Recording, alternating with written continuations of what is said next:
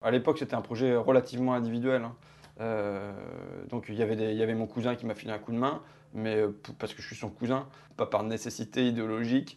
Ensuite, il y a un copain qui était un ultra-libéral biélorusse qui m'a filé un coup de main aussi. Mais donc le journal avait pas franchement une orientation ultra-libérale, mais il m'a filé un coup de main quand même. Donc voilà, c'était le point de départ. Je faisais la mise en page, enfin, je faisais à peu près tout dans le canard, et notamment, c'est moi qui le vendais.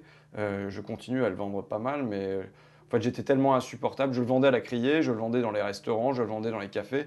Il n'y avait pas de vendeur de Pakistanais avec une petite rose, mais il y avait moi qui passais pour vendre mon canard dans les bistrots. Et en fait, les gens, ils étaient tellement saoulés, je ne les lâchais pas, que juste pour ne plus m'avoir autour de leur table, ils me filaient des ronds, quoi.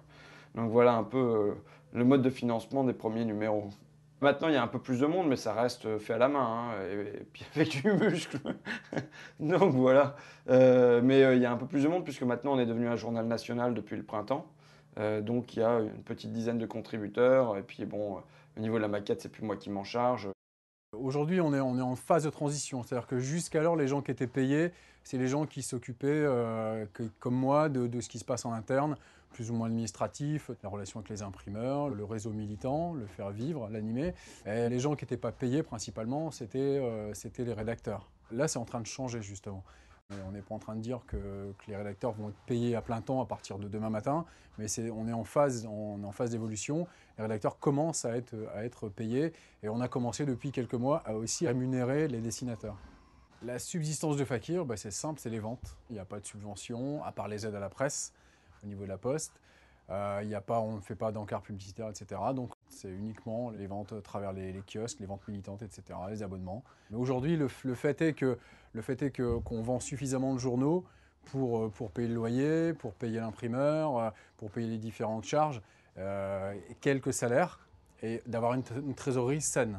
Les bénévoles aujourd'hui, c'est des gens qui gravitent autour du journal, qui sont principalement des lecteurs, qui sont militants par ailleurs, et qui viennent à Fakir pour une raison ou pour une autre, et qui restent un temps indéterminé.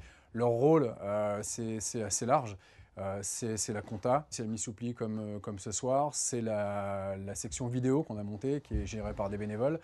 C'est toutes ces petites tâches mis bout à bout qui font que le journal aujourd'hui il existe, et on arrive à le faire tourner, quoi.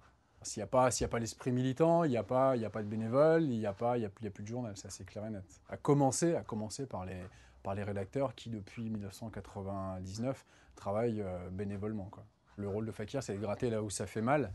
C'est-à-dire que comme on a aucun lien financier avec aucune entreprise, avec aucune institution, on n'a pas de revenus publicitaires, on peut se permettre d'aller emmerder LVMH, d'aller emmerder Casino, là où ils n'aiment pas qu'on aille les emmerder, quoi.